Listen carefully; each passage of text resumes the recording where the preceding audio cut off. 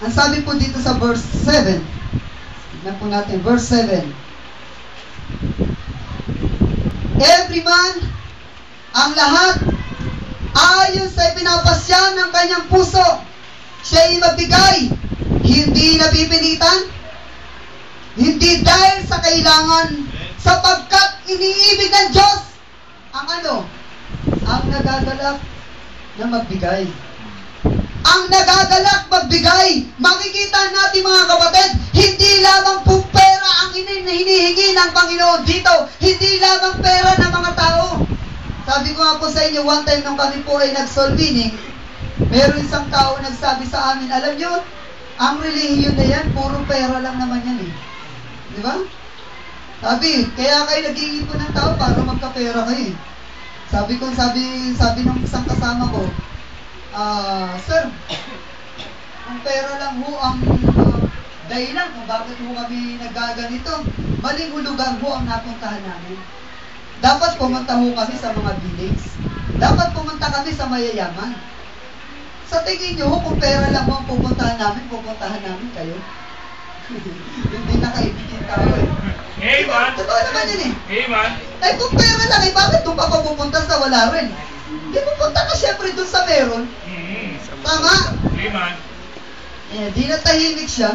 Totoo naman mga kapatid, minsan, ang iniisip, kasalanan din naman ng mga ibang sekta yun eh. Saan ka makakita? May mga sekta na umaakit ng bus, mangangaral ng salita ng Diyos, and then may sobre.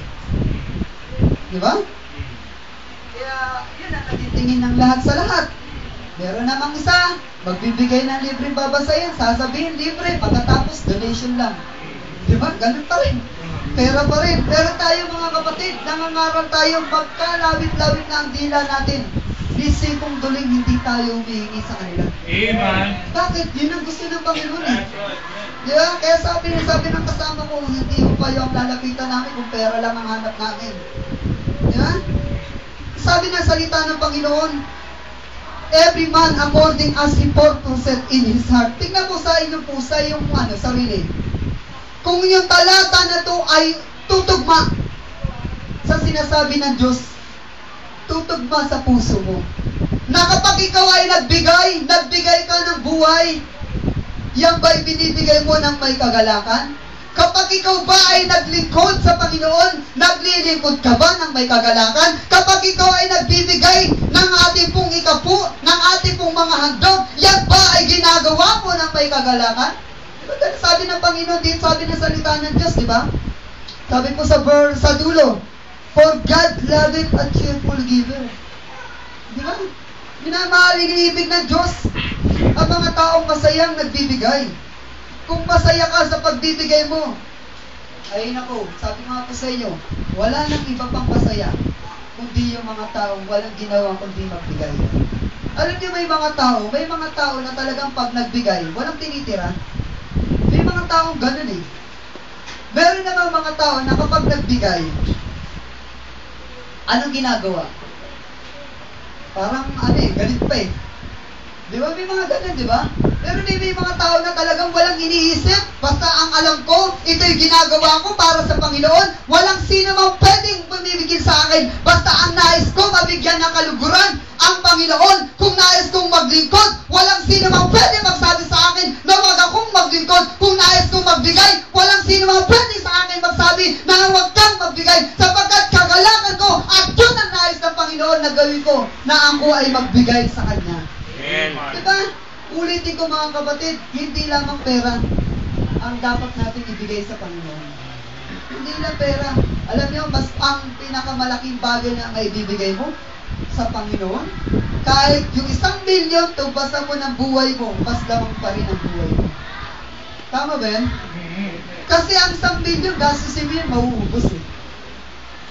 Amen? Pero yung buhay mo, pag naglingkod ka sa Panginoon, sasagana ang buhay mo. At hindi lamang sasagana, pagdating mo sa langit, may reward ka pa. Diba?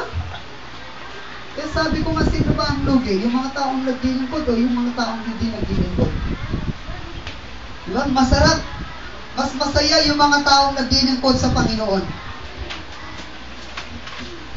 And then, hindi lamang po yan mga kapatid.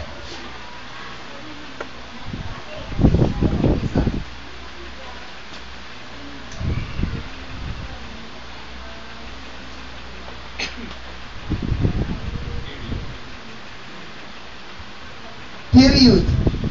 Ito naman po dalawang tao o dalawang attitude ng pagiging Kristiyano ang makikita natin mga kapatid dito. Ito po ay posisyon ng dalawang karakter ng isang Kristiyano. Una, I am not willing to support my pastor's plan for the church. Period.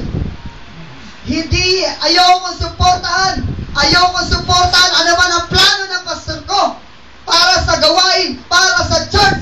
Hindi niyo ako mapipilit. Period. Di ba? Ganun yun. Pag ayaw, hindi mo mapipigil yun. At kahit na anong gawin mo, wala kang magagawa basta ayaw ng tao.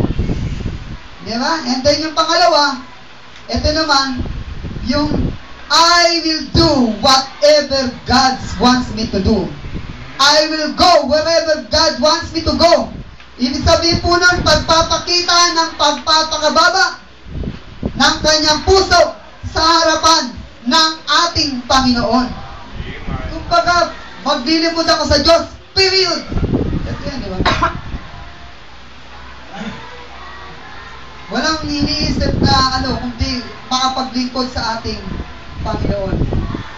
Yan. Ito yung unang karakter, yung no. Ayoko maglingkod. Walang pilitan. Kayo na lang kung gusto nyo. Diba? Ito namang yes. Maglilingkod ako. Hindi nyo ako pwedeng pigilan.